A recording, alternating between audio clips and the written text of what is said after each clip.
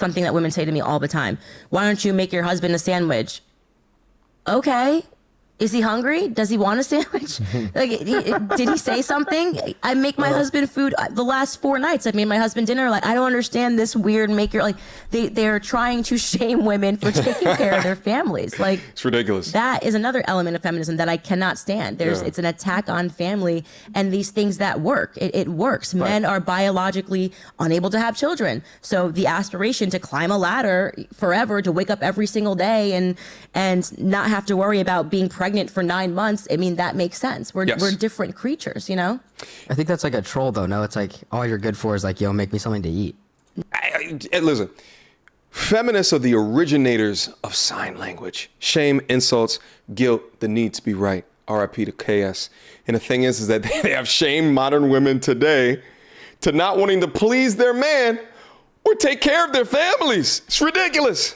Let's proceed. No, that whole concept came from rabid feminists. Like there was something wrong with being in the kitchen, right? Oh, okay. And this was sort of this push of women get out of the home and go to work, which has made so many women miserable. So many women miserable. When Candace is talking about making women miserable, she's talking about the social coercion that feminists impose on modern women today with this independent woman boss bee syndrome. Many feminists say that you're setting women back by saying that they may become miserable if they choose that career path. But what I'm saying is that women should be allowed to choose and not be shamed for not choosing that career woman lifestyle and choosing to opt for a soft life. Like, I don't like the men that if they're balding, like, don't try to save their hair. Just go ahead and shave it off. Don't try to like spray it. So why can you wear a wig, but a guy can't do something to fix his balding? Great question, Kendra.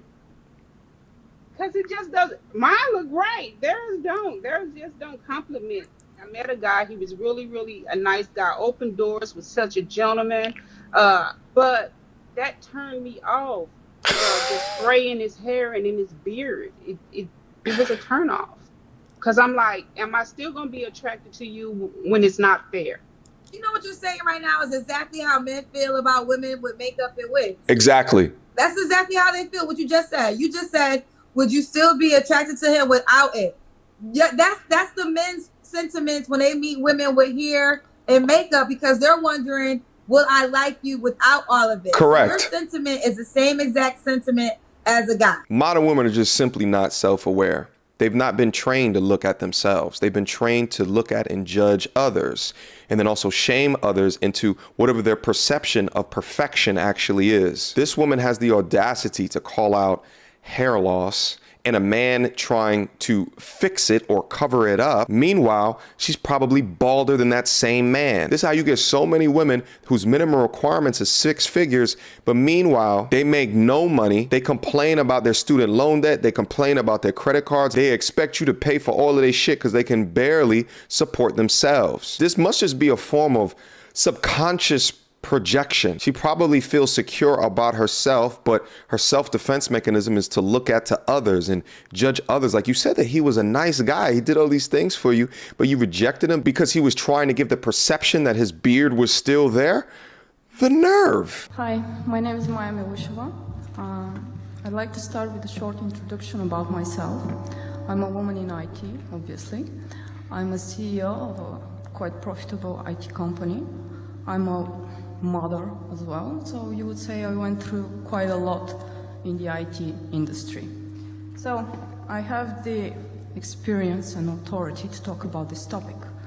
Now, what I want to say is that the whole talk about women in IT is usually a bad thing for us. Because basically what it says is, well, it's okay to have lower income, it's okay to do worse than boys in the IT industry because, well, there's a world conspiracy against you, you know, people hate you, that's why. Yeah, so that's why I'm against the whole talk. Also, I did some recruiting because I have a company. And also I went to a school that had like 8 girls and 100 boys. So, you know, I'm quite used to being around a lot of boys.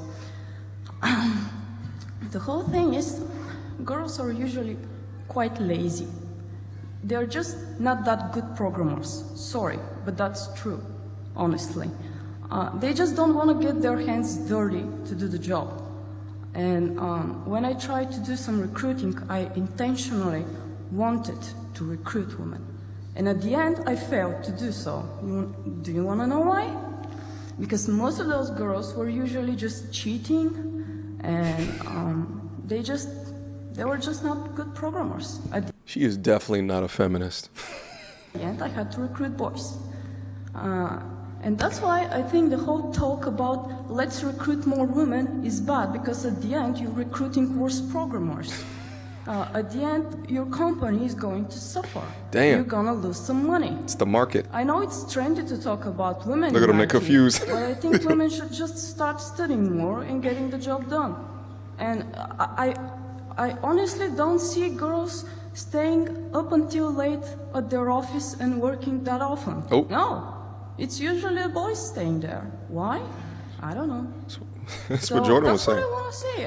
I think the whole lecture should be removed, and I think it's just bullshit. Men like working with objects and women like working with people. Why do y'all think on social media there's all these relationship channels, you know, that's dominated by women viewers? But that's how you can have the Kardashians creating a media empire with no talent, but then you have Elon Musk that builds Teslas. And I'm not saying that women are not valued in society. They're actually very needed. But when relating the things that they actually want to do with their lives versus the physical strength needed to create infrastructure, or the discipline needed to work a dirty job, or the want to work with objects that will progress technologies in lieu of building relationships, one must really consider the depth of calling men and women equal when men are typically more inclined to fare far more well than women in these same areas. Here's an awful fact for some of you fucking kids who grew up fatherless. Some of y'all grew up fatherless because your mother was trying to prove a fucking point. Uh-oh. These the main bitches that want to be privy to everything but tell you absolutely nothing. These the bitches that always send a text with my child. Yeah. You get what I'm saying? To the hour. Everything is mine. And you bitches is nothing but a bunch of control freaks and manipulators. You're never inclusive when you make fucking decisions. So that's how niggas know that you really want to do this by yourself. He have just as much say when it comes down to birthdays and graduations and party planning and special occasions and sports events. You ain't the only one who gotta have the fucking final say. It's not about you. It's not about what you want to spend. It's not about where you want to have it at. It's not about what you want the child to wear. It's not about the image that you want to put out there. It's about a team. The only time you want a nigga to come get involved is when you want him to come clean up the mess you created. That's the only time a nigga worthy or deemed worthy to be a fucking father, be a parent. And the only reason why you bitches do that, the only reason why you bitches reach out after many years of withholding the child from the father, because the child's behavior is starting to make you look bad.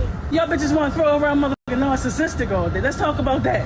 See, niggas hip to you motherfucking bitches. They know why y'all do half the shit that y'all do anyway. This is all about winning for you bitches. This is all about competition. Because y'all too quick to bring it. Y'all too quick to want to bring the fucking bullshit. That's why niggas already know at go. It's never been an even playing field. You always had leverage. That's why you bitches exercise it as soon as you get a motherfucking baby out of a nigga. Look, when I'm so fucked up. Wait, hold on, let the track breathe real quick. I'm having a hard time even saying anything about this because she's just hitting all of the points. Who is this young lady? She's talented. About is why is it that we want to be praised for failure? Y'all be the main bitches that be out here on social media talking about you expecting a Father's Day card and gift and shit. You want to talk about transitioning? It was bitter baby mamas. Y'all was the first transsexuals. Fuck all that other shit. Cause y'all wanted to be a mother and a father from the very beginning. Fathers are important. They're not second-class citizens. It's not left up to us alone, women, to decide the path in which the child goes. It's a fact. That's something that you have to do collectively as a team. It's no I in team.